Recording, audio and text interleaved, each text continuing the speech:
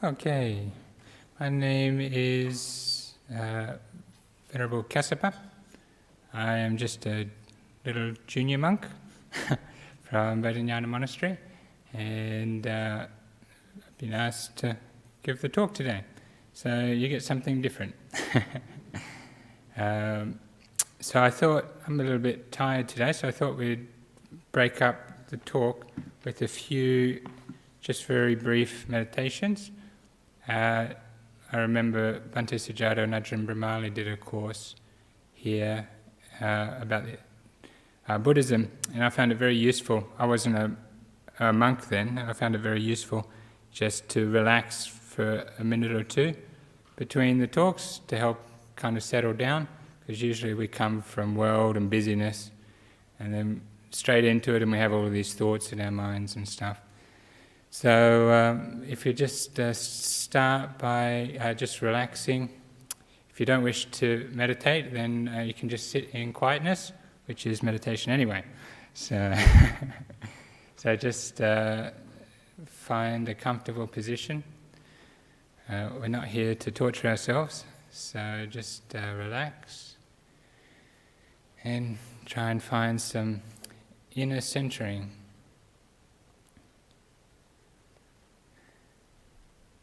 Relax the legs, relax the waist, relax onto the seat,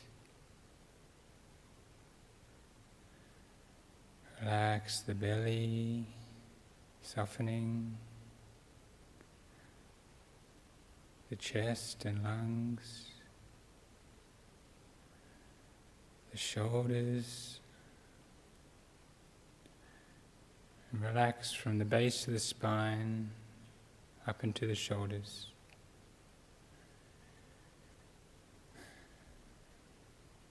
Relax the hands, wrists, elbows, upper arms, and shoulders.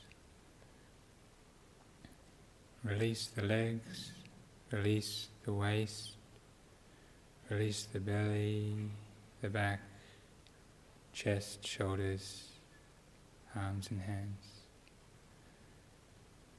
Relax the neck and face, the eyes.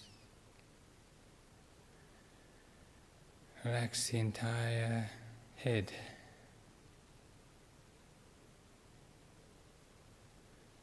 As if the body is going to sleep and the mind is waking up.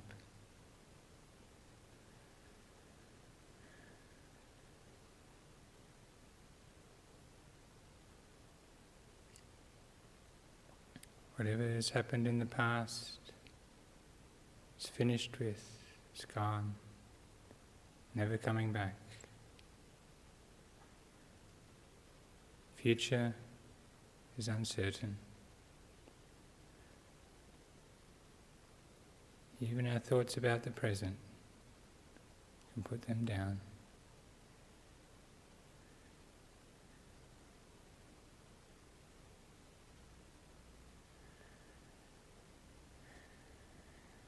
Just aware of the breath as it's coming in and going out. The softness.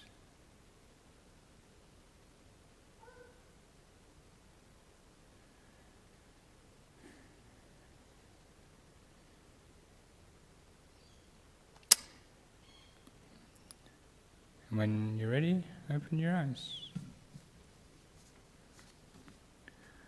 Okay, so once again, I am Venerable Kassapa. My Upajjhaya, so the one who has ordained me, is Ajahn Brahm. And I'll just start with the Namo Tassa actually. Namo Tassa Bhagavato Arahato Samma Sambuddhassa. Namo Tassa Bhagavato Arahato Samma Sambuddhassa. Namo Tassa Bhagavato Arahato Samma Sambuddhassa. Buddhang Dhammang Sanghang Namasami. So, as I was saying, my teacher is Ajahn Brahm, and in Buddhism, when we ordain, our teacher becomes like our father. So he looks after me, and then my job is to try and be a good son. So part of my practice is, if I'm asked to help with things, I'm happy to help. So we have a collection of suttas today, and we'll just see how far we get with it. So just offering some thankfulness and gratefulness to the monks at my monastery, and just a sense of humbleness being here today. Okay, so the next slide. How do we do this? You're there already. Okay, so we have, if you're not sure, in Buddhism we have the Majjhima Nikaya, which is the middle length discourses, the numerical discourses, the connected discourses, and the long discourses, and they're the main teachings of the Buddha. And Wisdom Publication, Bhikkhu Bodhi, does the translation we use at the moment, and also Sutta Central, which is Bhante Sujato website. His translations will be there soon.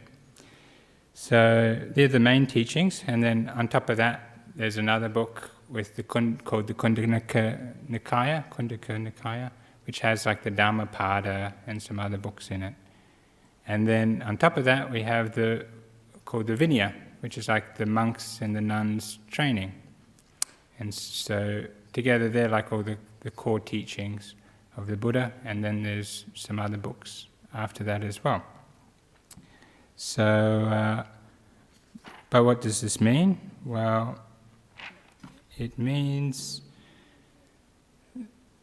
if we were just to read these texts again and again, then that wouldn't really lead us to practicing. So what we do is we come and we hear the Dhamma, and we find what's useful to us, and then we put it into practice.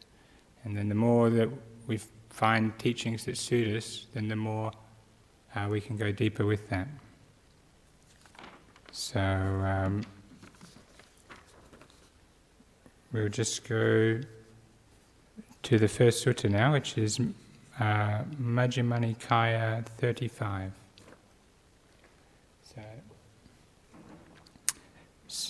So starting with Buddha Nissati, we have the Blessed One is enlightened and teaches the Dhamma for the sake of enlightenment. The Blessed One is tamed and teaches the Dhamma for the sake of taming oneself. The Blessed One is at peace and he teaches the Dhamma for the sake of peace. The Blessed One has crossed over and teaches the Dhamma for the sake of crossing over. The Blessed One has attained Nibbana and he teaches the Dhamma for attaining Nibbana.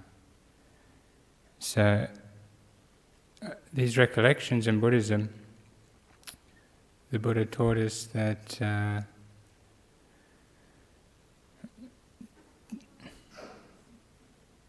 in order to gain access to the path, that having faith in the Buddha's enlightenment, that's a part of it.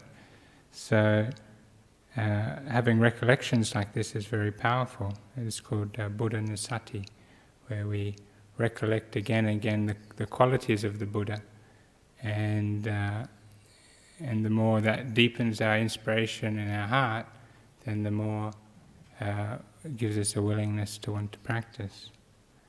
So, for the sake of peace, for the sake of crossing over, and for attaining Nibbana, which is like the extinguishment of greed, hatred and delusion. And then we'll go to the next one.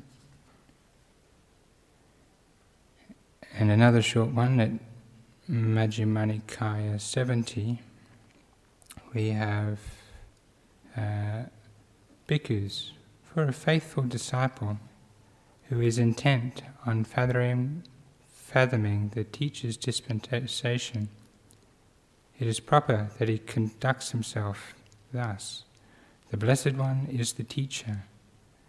I am a disciple. The Blessed One knows. I do not know. Again, the Blessed One is the teacher.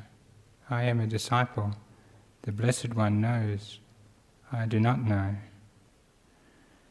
So I think in the West, this is a difficult thing for us, because this is where our doubts come into the practice.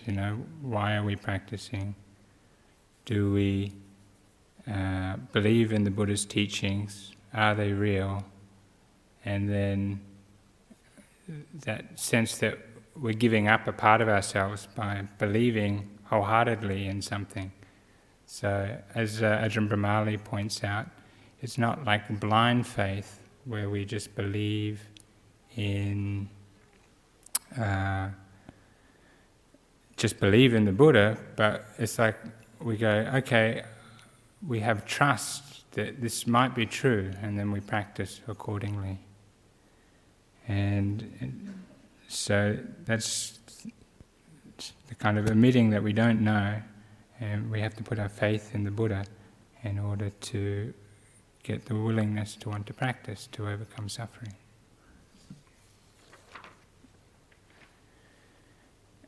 And then at Majjhima Nikaya 8, we have the Buddha speaking. Chunda, that one who is sinking in the mud should pull out another who is sinking in the mud is impossible. That one who is not sinking in the mud, the one who is not himself sinking in the mud should pull out another who is sinking in the mud is possible. The one who is himself untamed, undisciplined, unextinguished should tame another, discipline him, and help extinguish his defilements is impossible. The one who is himself tamed, disciplined, with defilements extinguished, should tame another, discipline him, and help extinguish his defilements is possible.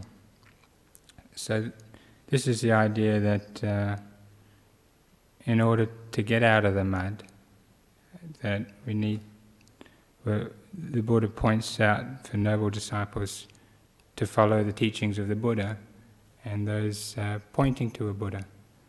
And then when the Buddha arises in the world, then those after that time are all who become enlightened are following after in the wake of the Buddha. So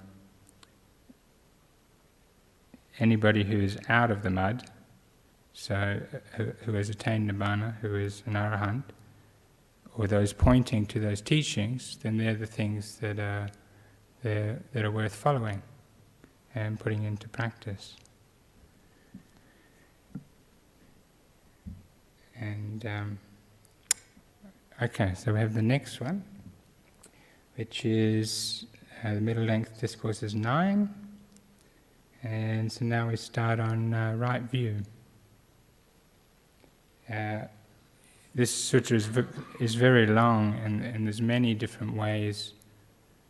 When Sariputta was questioned by these monks of understanding right view, but I think the point is that we just have to, that they're pointing to is with the Dhamma, we just have to choose something that resonates with us and then practice that. And so this is the first one of that sutta. So we'll just take a look at that today. There the Venerable Sariputta addressed the bhikkhus thus: Friends, bhikkhus. Friend, they replied. The Venerable Sariputta said this: One of right view, one of right view. Is said, friends, In what way is a noble disciple one of right view, whose view is straight, who has unwavering confidence in the Dhamma, and has arrived at this true Dhamma? And of course, Dhamma is like the way things are in Buddhism. The Buddha said it's like the handful of leaves. So if the world and everything, the knowledge, is like a forest of leaves, then the teachings that the Buddha pointed to that are relevant to ending suffering are only one handful of leaves of the whole forest.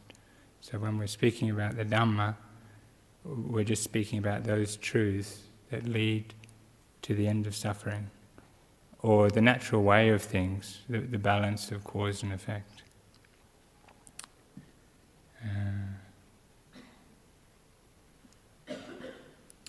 Indeed, friend, we would come from far away to learn from the good Venerable Sariputta the meaning of this statement. It would be good if the Venerable Sariputta would explain the meaning of this statement. Having heard it from him, the bhikkhus will remember it. Then, friends, listen and attend closely to what I shall say. Yes, friend, the bhikkhus replied. The Venerable Sariputta said this: when, friends, a noble disciple understands the unwholesome and the root of the unwholesome, the wholesome and the root of the wholesome, in that way he is one of right view, whose view is straight, who has unwavering confidence in the Dhamma, and has arrived at this true Dhamma. And in what, friends, is the unwholesome? What is the root of the unwholesome? What is the root? What is the wholesome, and what is the root of the wholesome? Killing living beings is unwholesome. Taking what is not given is unwholesome. Misconduct in sensual pleasures is unwholesome. False speech is unwholesome. Malicious speech is unwholesome. Harsh speech is unwholesome. Gossip is unwholesome. Covetousness, which is like greedy desires, is unwholesome. Ill will, which is like anger and hatefulness and aversion, is unwholesome. Wrong view, or wrong perspectives, is unwholesome. This is called the unwholesome.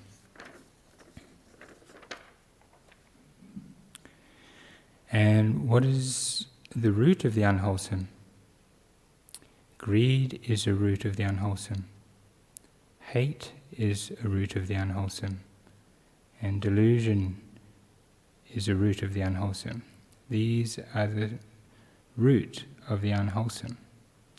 So we often hear greed, hatred and delusion in Buddhism. And so in this sutta it's showing that, the usual way of things, it's like a tree growing, and under the ground from the tree, just by natural default, when we have greed, hatred and delusion in control, then these unwholesome actions will just naturally occur, because that's the field, that's the seeds, so that's what will grow. So it's like a relationship there. When we plant certain seeds in a field, then certain trees will grow. And so the Buddha is teaching us that it's because of this greed, hatred and delusion that these unwholesome actions arise in our minds. And what is the wholesome? Abstention from killing living beings is wholesome. So basically trying not to do it, giving it up, abandoning it. Abstention from taking what is not given is wholesome. so not stealing. Abstention from misconduct in sensual pleasures is wholesome. Abstention from false speech is wholesome. Abstention from malicious speech is wholesome. Abstention from harsh speech is wholesome. Abstention from gossip is wholesome. Uncovetedness is wholesome. Non-ill will is wholesome. And right view is wholesome. This is called the wholesome. What is the root of the wholesome? Non-greed is a root of the wholesome. Non-hate is a root of the wholesome. Non-delusion is a root of the wholesome. This is called the root of the wholesome. So I think it's important as well to understand, to get these things in our heart. The Buddha has one teachings that to kind of repeatedly go over the teachings and then to get our own understanding. Like particularly when we read something like this, it might not be vocabulary that we're used to. So, but if we get out a thesaurus and we talk to our other spiritual friends, we can come up with an understanding that makes sense to us with our own inner world, and then we can take these teachings and actually kind of bring them into our own heart. Because sometimes, like what is non-hate and what is non-greed and these things. So I think it takes time to actually come to an understanding of these things slowly. Okay.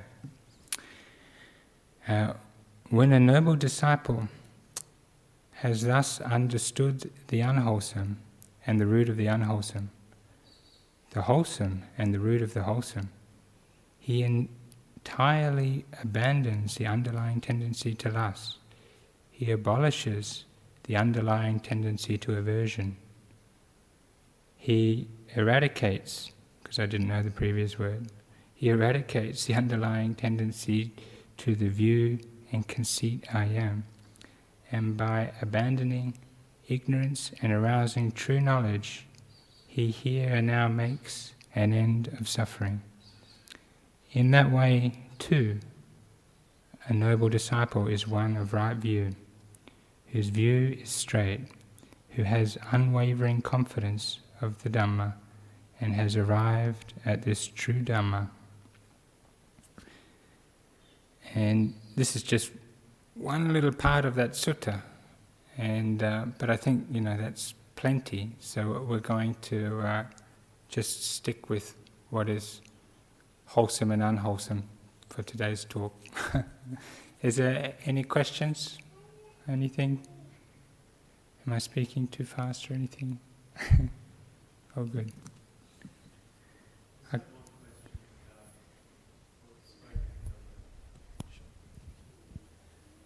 With the part where he's talking about one who is in the mud cannot pull another one who is within the mud.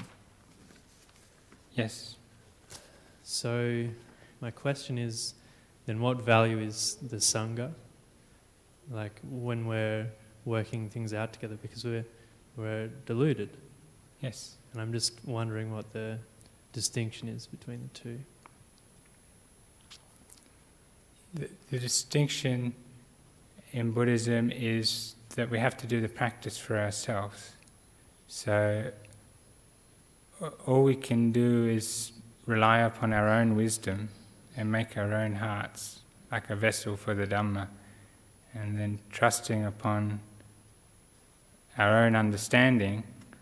For example, the sutta that I was mentioning, there is one teaching where one goes to, say, a monk or a nun, and then you question them about their virtue, question them about these 10 wholesome courses of action, ask them about what is wholesome and unwholesome. So you actually use your own wisdom and judgment to then go, well, actually, the actions that this person is doing and the things that they are saying align with my understanding of Dhamma, so maybe they have an understanding, and maybe this aligns with what I think the Buddha has taught, so it's useful to follow those actions. So you have to use trust and our own inner wisdom to kind of set the right course. And then that's why in Buddhism it's like pachatang, which is like experience for ourselves. So we can't do the practice for other people. And another beautiful one, Ajahn Chah reversed a quote of the Dhammapada, and he also said, to be like a bee taking the nectar from a flower.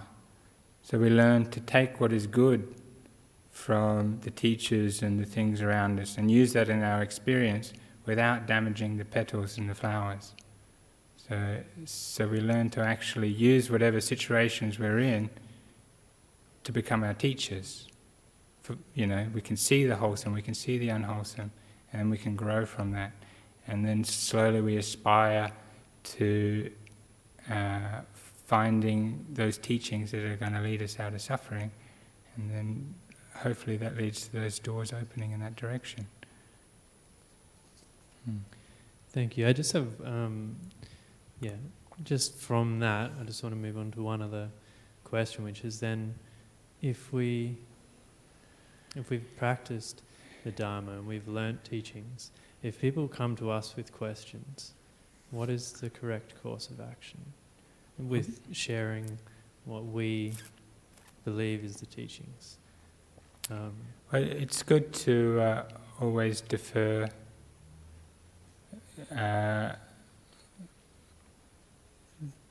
back to teachings that you think are true.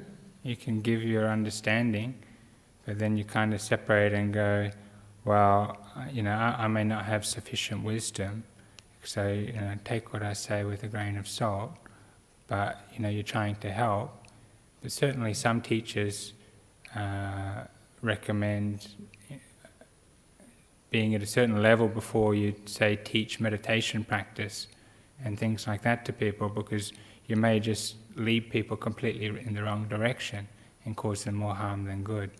But I think if you're generally coming from faith and inspiration and wanting people to grow, then it's more like Kalyana Mitta. You're like pointing to the Buddha and enlightened beings and to the Dhamma, and that's, sharing the Dhamma is important, it's inspirational, and coming together and talking about these things that should be done. Okay, thank you. Sure. Yeah. Venerable Kassapa, Yes. some of these phrases, they're a bit harsh, I find, like it seems like it's like a thou shall not, So in the Buddha's teaching, we should approach it to the best of our ability, isn't it? As for example, like you see, like no killing, okay? How about, like, say, for white ants, okay, you have to do it, isn't it? Okay, now. For example, okay, so you have to, a white ant attacks your house, all right? So what do? You have to get rid of the white ant. You see? So it is to the best of our ability in certain circumstances, due to certain things. We have to be flexible. Yeah, we'll leave that for the moment, Eddie, because we're going to be going on about wholesome and unwholesome for a while. But thank you for the question. So maybe at the end, if you still have a question about that. But yeah, definitely. I mean, this is a path of practice, and it's just really learning cause and effect inside our own hearts. And so the Buddha didn't want us to blindly believe these things, but to look, at what's going on in our own inner climate and find the causes for these things and make changes to our perceptions. So, all right, continue on.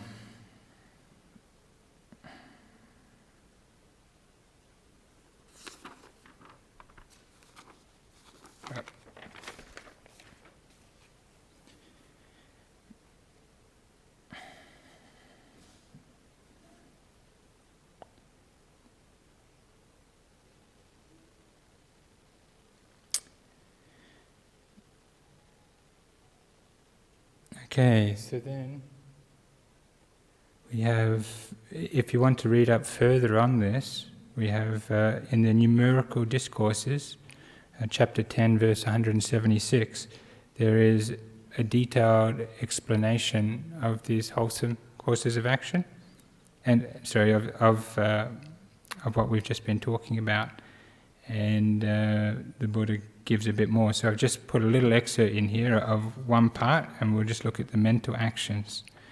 So we have, there is the case where a certain person is not covetous.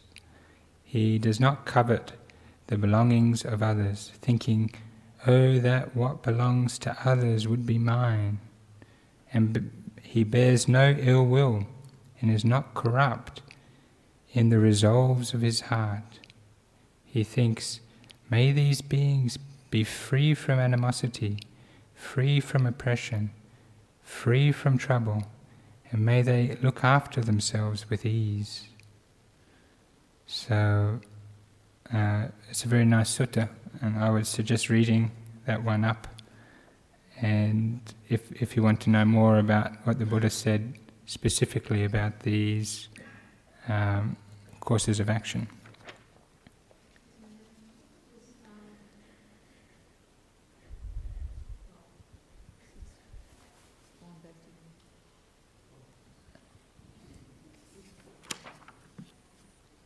He bears no ill will and is not corrupt in the resolves of his heart. What does that mean?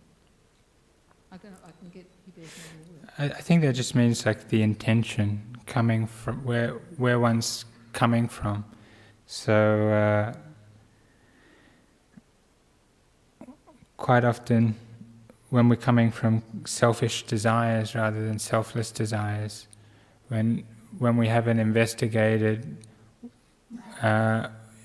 where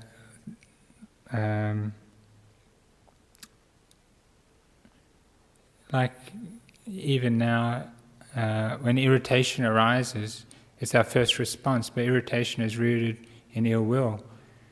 And usually the irritation, it's rooted in things where we're just thinking about ourselves, where we're stuck in our own little world trying to fight everything around us. But if our heart was coming from a more open place and our attention was pure, then that irritation wouldn't be there. So I think it's just more where our center is coming from. And the more we kind of give up our old patterns, then it's not that kind of old selfish pattern. That's just my opinion, but okay.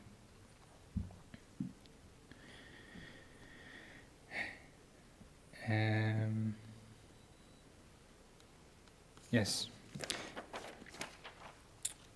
Okay, and then seeing as we're focusing on right view today, and then we have he has right view and is not warped in the way he sees things. Of course, when it says he, it means she as well. It's just was spoken to bhikkhus. There is what is given, what is offered, what is sacrificed.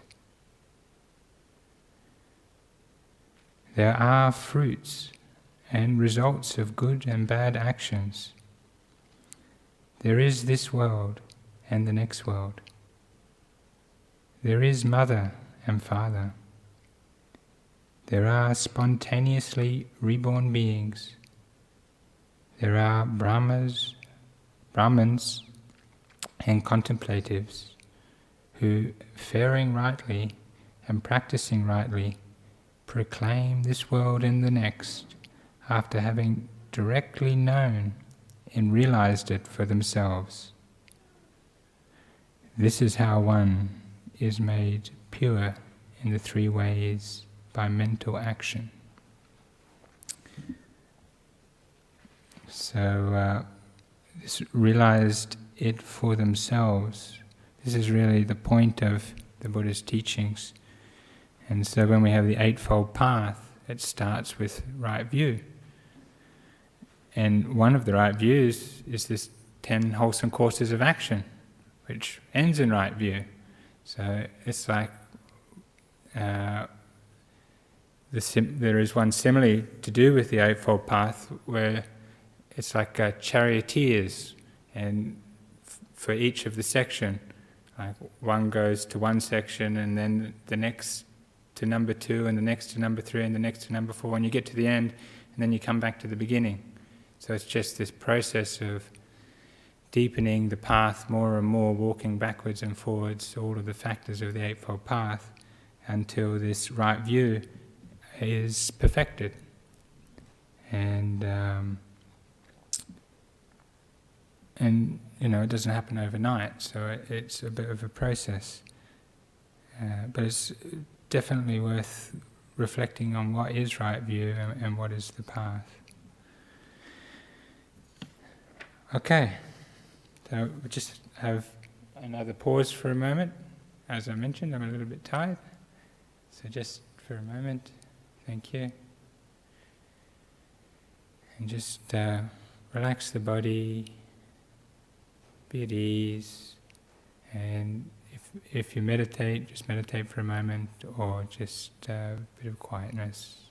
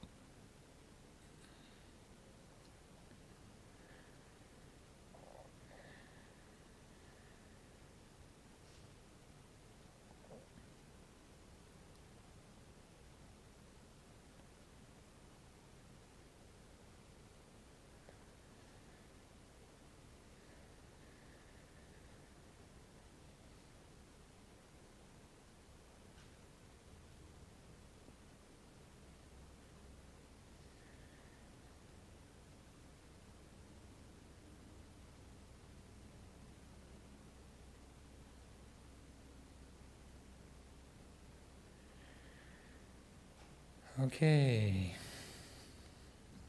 now we're relaxed and refocused.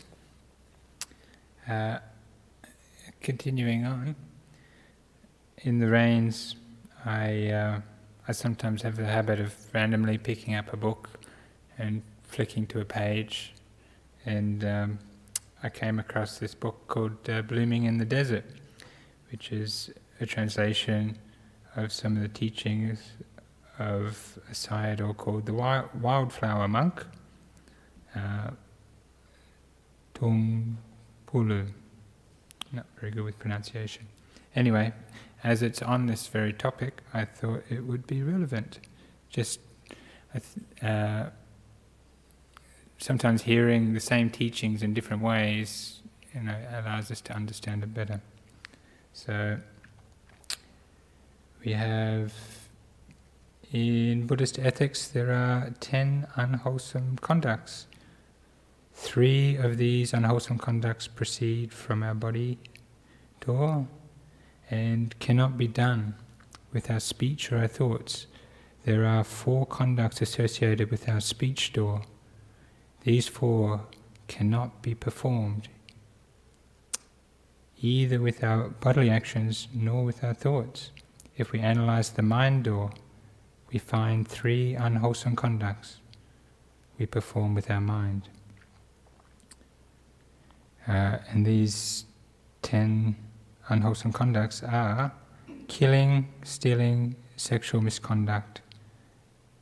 These are the 3 unwholesome conducts of the body door: lying, slander, rude speech, and foolish talk. These are the 4 unwholesome conducts of the speech door: envy, hatred, wrong view. These are the 3 unwholesome conducts of the mind door. Because of these 10 unwholesome, we get unwholesome results. As you sow, so shall you reap. So if you steal, kill, have envy, and so on, you will experience the suffering you have caused others. So yeah, this is...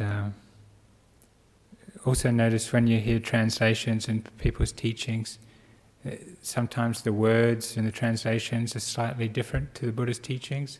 So it's always good to have the suttas and those things as the base, and then kind of branch out a little bit to get a deeper understanding. And sometimes we just have to use our own wisdom to think if it's relevant or not. But I just thought this was particularly relevant for today's. We'll just do a little bit more of this one. So there are also the opposite conducts which are wholesome. For example, charity, keeping good moral discipline, doing meditation, having right views about things, right concentration, or right meditation or samadhi, right mindfulness. We group these conducts into 3 sections: dana, sila, and bhavana. So dana is the generosity, sila is the virtue, and bhavana is the cultivation of mind. As there are unwholesome results, so also performing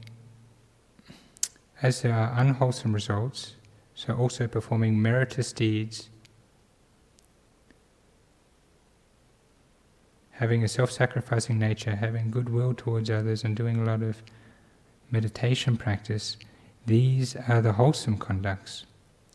And they will also give good results because of the good, wholesome thoughts, words, and deeds. The results will also be wholesome. So, it's just really a process of learning our thoughts, words, and deeds in our daily life. These things are always with us, and just seeing what is wholesome and what is unwholesome, that's really what the Buddha is talking about. And I particularly like that because, he brings in the dana, sila, and bhavana, which is another way of looking at it, but starting with a generous heart, and then practicing the virtue and cultivating the mind. These things all go together. And when one makes this a focus, and then it's easier for these things to come together, to become like natural. So then, speaking about thankfulness, we have one little sutta. Bhikkhus, this is Numerical Discourses, chapter 2, verse 32. Bhikkhus, I will teach you the plane of the bad person and the plane of the good person. Listen and attend closely. I will speak. Yes, Bhante, those bhikkhus replied. The Blessed One said this, and what is the plane of a bad person? A bad person is ungrateful and unthankful, for ingratitude and unthankfulness are extolled, which is commended, praised by the bad. So, ingratitude, unthankfulness belonging entirely to the plane of the bad person. And what is the plane of the good person? A good person is grateful and thankful, for gratitude and thankfulness are extolled by the good. Gratitude and thankfulness belonging entirely to the plane of the good person. So this just shows that the Buddha's teaching us a path to be a good person, and how not to be a bad person. And so now, just jumping back into history, we have Ashoka. So King Ashoka was the king which caused Buddhism to spread much further than it may have spread otherwise. And what remains of King Ashoka today is these stone rock edicts. It's quite interesting because there's some translations of these stone rock edicts, and so we get a glimpse in history of what some thousands of years ago, after the time of the Buddha, how they were inspired by the Dhamma and what was being said. So we're just going to have a brief look at that. Therefore, this is all from the edicts. Therefore, your aim should be to act with impartiality. It is because of these things, envy, anger, cruelty, hate, indifference, laziness or tiredness, that such a thing does not happen. Therefore, your aim should be, may these things not be in me, and the root of this is non-anger and patience. And then on the next one, so these ones are taken from a translation by Venerable Dhammika. People see only their good deeds, saying, I have done this good deed, but they do not see their evil deeds, saying, I have done this evil deed, or this is called evil. But this tendency is difficult to see. One should think like this. It is these things that lead to evil, to violence, to cruelty, anger, pride, and jealousy. Let me not ruin myself with these things. And further, one should think, this leads to happiness in this world and the next. Now the people in India who have not associated with the gods do so. This is the result of zeal, and it is not just the great who can do this. Even the humble, if they are zealous, can attain heaven. And this proclamation has been made with this aim. Let both humble and great be zealous. Let even those on the borders know, and let zeal last long. This message has been proclaimed 256 times by the king while on tour. And on the next one, it is now more than 2.5 years since I became a lay disciple. But until now, I have not been very zealous. But now that I have visited the Sangha for more than a year, I have become very zealous. Now the people in India, which is ancient India, who have not associated with the gods do so. This is the result of zeal, and it is not just the great who can do this. Even the humble, if they are zealous, can attain heaven. Father and mother should be respected, and so should elders. Kindness to living beings should be made strong, and the truth should be spoken. In these ways the Dharma should be promoted. Likewise, a teacher should be honored by his pupil, and his manners should be shown towards relations. This is an ancient rule that conduces to long life. Thus should one act. So, here we are some thousands of years later, and we're talking about the exact same things that they were talking about then. So this human experience is, we think in the modern world that we're somehow removed from the past, but you can see that the things that they're focusing on are exactly these same things that we have in our own lives now. And it's quite inspiring to see those teachings written so clearly, just as it is in the Buddhist teachings, and as we still find when we talk about Dhamma with our friends. So I will just skip this pause and go on.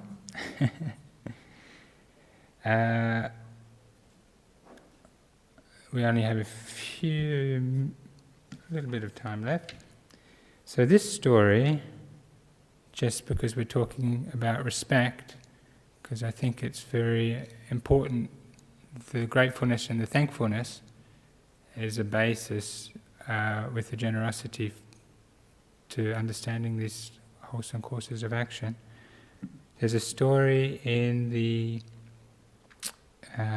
Monk's Rules, in the section on lodging, chapter 16.6 of the Culasaccaka, and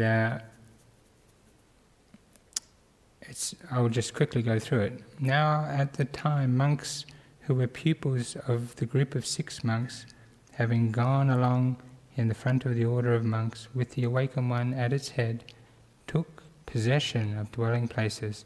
They took possession of sleeping places, saying, "This will be for our preceptors, this will be for our teachers, this will be for us." Then the Venerable Sariputta, having gone along close behind the order of monks, with the awakened one at its head, not being able to get a sleeping place, the dwelling places being taken possession of, the sleeping places being taken possession of. So basically, Sariputta sat down at the root of a tree, and then the Lord, which is the Buddha, getting up during the night towards the morning, coughed. The Venerable Sariputta also coughed. And the Buddha said, "Who is there?" "It is I, Lord, Sariputta." "Why are you, Sariputta, sitting here?" Then the Venerable Sariputta told this matter to the Lord, as we said earlier.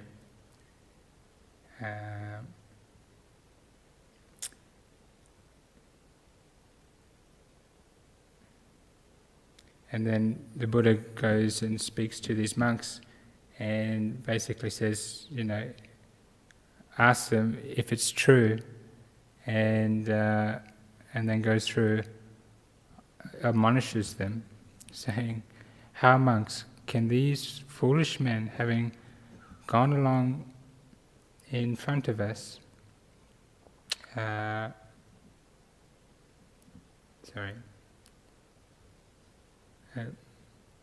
it is not monks for pleasing those who are not yet pleased." So basically, he rebukes them. So here's Sariputta out in the cold while all the monks are in their huts. And Sariputta is, one of the foremost disciples of the Buddha. And we'll just skip forward. Then the Lord addressed the monks as saying, "Formerly, monks, there used to be a large bayan on a slope of the Himalayas. 3 friends lived near there. There was a partridge, a monkey, and a bull elephant. These lived courteous, differential, polite to one another." And then it goes on to, they work out their age and who is the most senior. And then it says, a few pages on, "Then monks, the monkey and the bull elephant spoke thus to the partridge, 'You, friend, are the eldest of us by birth.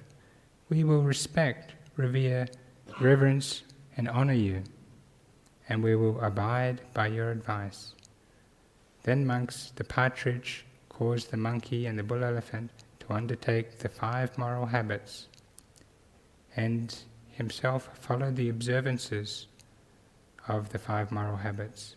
So this is the 5 precepts. They, having lived courteous, differential, polite to one another at the breaking up of the body after death, after dying, arose in a happy born or happy destination, a heavenly world. This, monks, became to be known as the partridge Brahma faring. So basically, because of respect, the Buddha's story to these monks was because of the way these animals acted, and they not only got a human birth, they went all the way to the Brahma realm just from having a bright heart. So he was trying to teach the benefits of the 5 precepts and the benefits of that heart of reverence and respect and the power of that. So not to overlook the simple things. And then the Buddha said, those who reverence the old, those men are skilled in Dhamma, worthy of praise here and now, and a happy born hereafter. Well then, monks, if animals, breathers, can live courteous, differential, polite to one another, so do you, monks. Let your light shine forth here, so that you gone forth in this Dharma and discipline, which are well taught, likewise courteous, differential, polite to one another.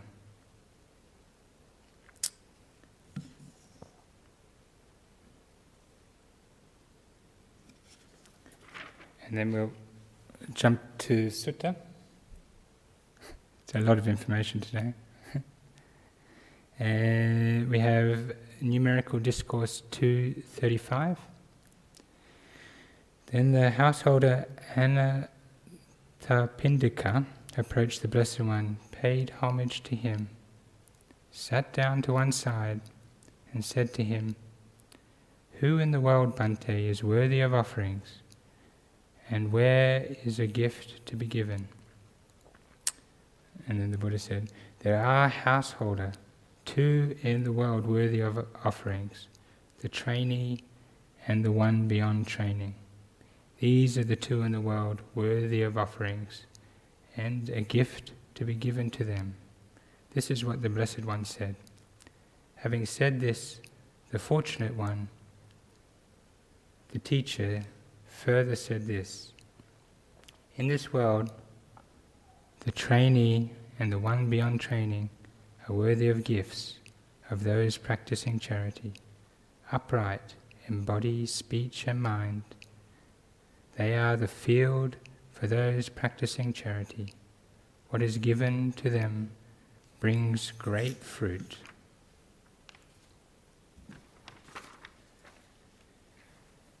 Okay, so we'll just have a pause for a moment, and then if there's any questions, and then so just relax the body again.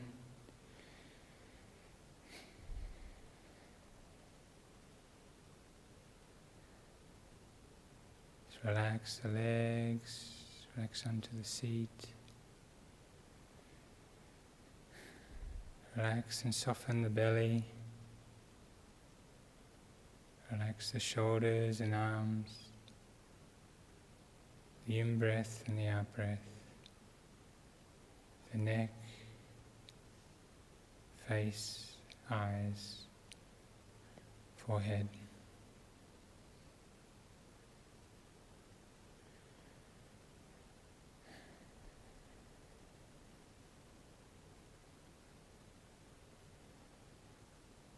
And just be with the softness of the breath for a moment.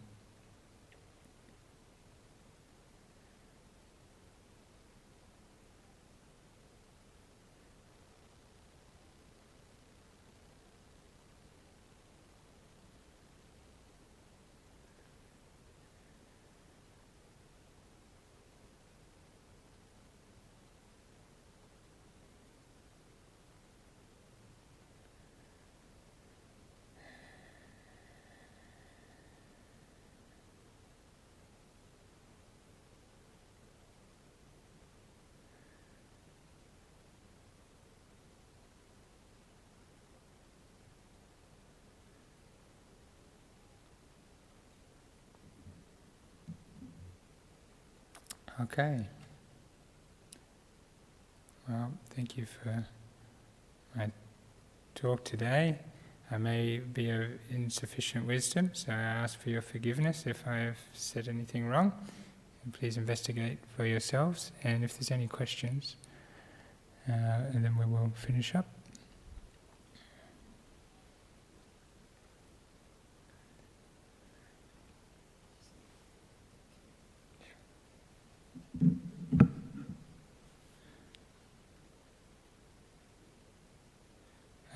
We have Sayuri from Japan. If one kills somebody or steals something, those actions are caused by his mind. Or we need to think of environmental reasons too. Well, thank you for the question. I think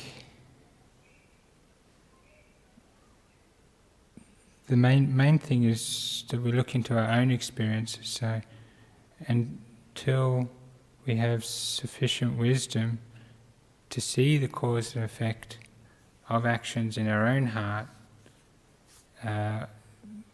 that's when we can come to ending these things. But I don't think it's possible for us to do this for another person. So as we begin to practice, then we're changing the environmental conditions, we're changing our perceptions, and then ignorance is replaced by wisdom, and then naturally these things will fall away. So I think if somebody, those actions caused by his mind. But yes, the mind is the forerunner of all things. So,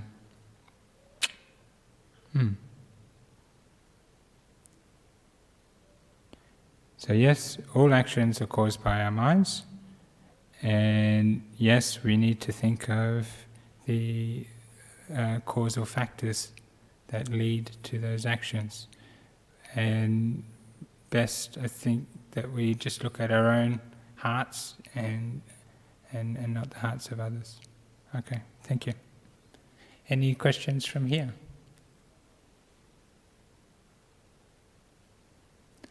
Okay, we're finishing 406. Brilliant. Thank you for coming today. We'll pay respects to the Buddha, Dhamma and Sangha.